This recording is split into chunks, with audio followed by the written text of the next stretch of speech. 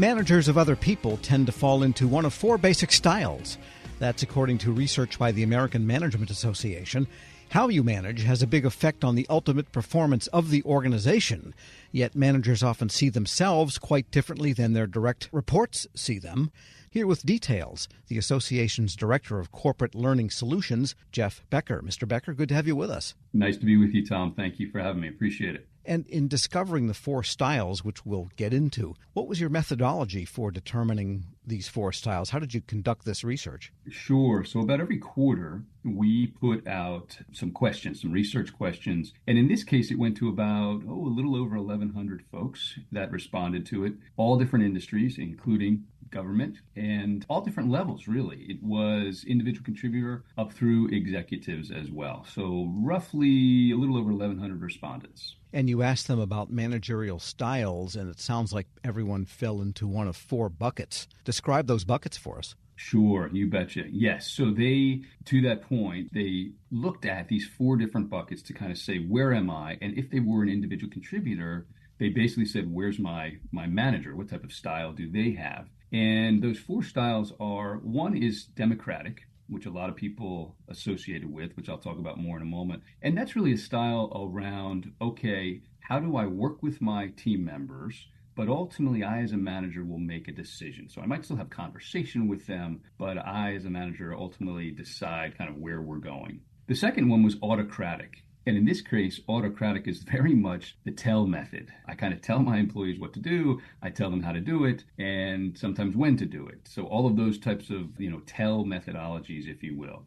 The third one was really that laissez-faire type where, hey, I'm hands off, I'll let you do your job, and I'll just kind of get out of the way. And then the fourth one is a facilitative approach. And that is a series of, again, kind of dialogue with a team member, but ultimately allowing them to make a decision. So really four different types of management styles and really an understanding of where do folks fall and particularly how do they flex between those four types of styles. And which of those four, democratic, autocratic, laissez-faire, and facilitative, which has the most number of people in that bucket? The most number of people fell into the democratic. And what was interesting about that, though, is the managers identified themselves. In fact, I think it was 55% of managers said, I definitely fall into that bucket. However, individual contributors that evaluated their managers, only about a third, so roughly 33%, said yes, in fact. So there was a bit of a disconnect in terms of managers seeing what's my general style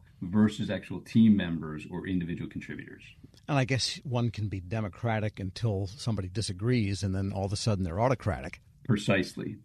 And in this case, we're not necessarily saying, hey, one's right, wrong, or indifferent, but can you flex between those? And that also came out of the study as well, is the ability, again, a manager's perception of being able to flex versus a team member saying they're not as good at that as they think they might be. And as a training organization, is it your belief, AMA's, or your personal belief that if someone is perceived as autocratic, that can be kind of off-putting to employees? Can people learn an improved style of managing such that they can become a better manager and have more effective results? Yeah, very fair question. Yes, absolutely. We've particularly, given coming out of the whole COVID world where we very much went into the tell philosophy, we now have a lot of folks coming to us saying, hey, I didn't get any kind of training. I was sort of put into this role. And because of that, I've gone into this tell mode. And so we are absolutely seeing various different degrees of development and education needed for that new manager, not necessarily new manager, but that manager says, I want to get better. I fall into this category. I don't want, to get the feedback of, hey, you're always telling me what to do. How do I manage that? And sometimes that's a skill around communication. Sometimes that's a skill around emotional intelligence. Oftentimes it's a skill under the umbrella of truly leadership and managing and influencing others. So absolutely, we get a lot of those requests lately around the style, if you will, and trying to get better, frankly, at their ability to influence and work with their team members.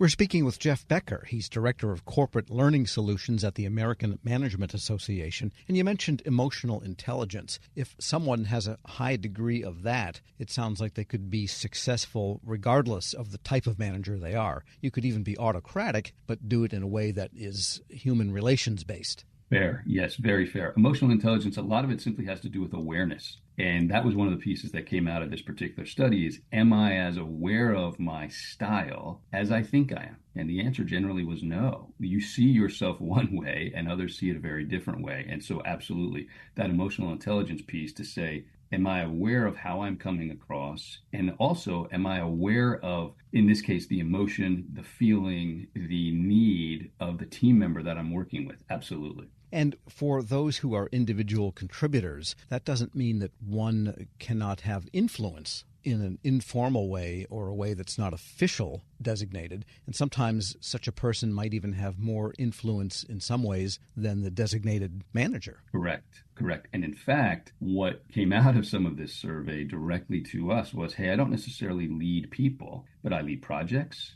I lead departments. I lead, I have dotted lines to things and lead conversations. How does that apply to me? So absolutely, these are skills and capabilities. And again, awareness of styles that isn't just for the person that happens to manage and or lead a team of 5 or 10 or 15. Absolutely.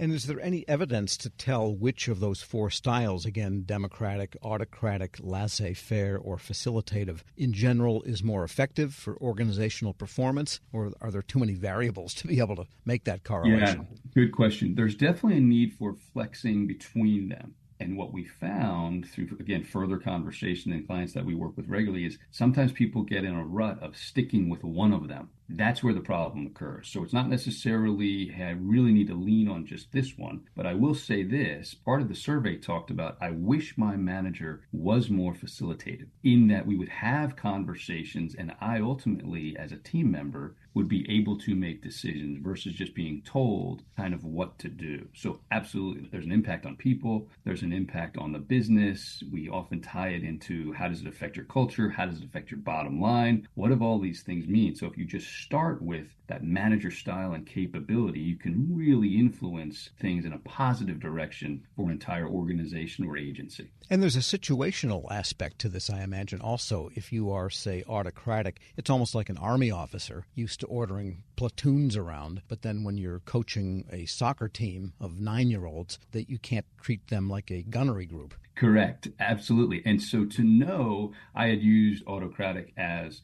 working with a new person. You may need to be in that degree of telling a lot more. They don't necessarily know. They're new to the agency. They're new to the organization. What do they do? How do they do it? They need that direction. So you bet, and understanding where they are. You may also have people that have worked with you for 25 years, and believe it or not, the laissez-faire approach may work. Hey, just let me do my job, kind of get out of my way a little bit, and I'll roll with it. So again, understanding when do I move accordingly from one to the next based on who I'm working with. And there's no real personality value then assigned to each of these. You can be autocratic and be very likable and have good human relations, or you could be a facilitator and be an SOB, right? Yes, and know, again, when to move accordingly, and is it appropriate? Hey, if I'm working with Tom, is that appropriate? Is that an appropriate style for where he is today or the project that he's working on? On the other hand, Tom, you might say, hey, I need help here. Tell me what I should be doing. Hey, great. And I slide into that autocratic. So again, it's that flexibility. It's understanding what is the appropriate style to be utilizing with this individual at this particular time. And again, just to underscore, this can all be taught and learned. Absolutely. We do it every day. We do it every day. This particular management style survey came out of the COVID world. And I say that as people started to go back into hybrid workspaces and all different. And we were getting calls like crazy around how do I manage my team and what is my style and what should it be? What's right, wrong, and different? How do I work in all this, these different environments or in terms of workspaces? So it started with that, and then it got really down to, well, let's identify those styles and how do people use them and flex accordingly. And ultimately, if I'm better at a particular style and being flexible, how does that impact the business outcomes of an organization or an agency and what they do, the culture? All of those pieces gets wrapped together. So long answer to your question, but you bet these are absolutely opportunities for development and learnings for people. And know thyself. Jeff Becker is Director of Corporate Learning Solutions at the American Management Association. Thanks so much for joining me. Thank you, Tom. I appreciate the time. We'll post this interview along with a link to the research at federalnewsnetwork.com/Federal Drive. Subscribe to the Federal Drive wherever you get your podcasts.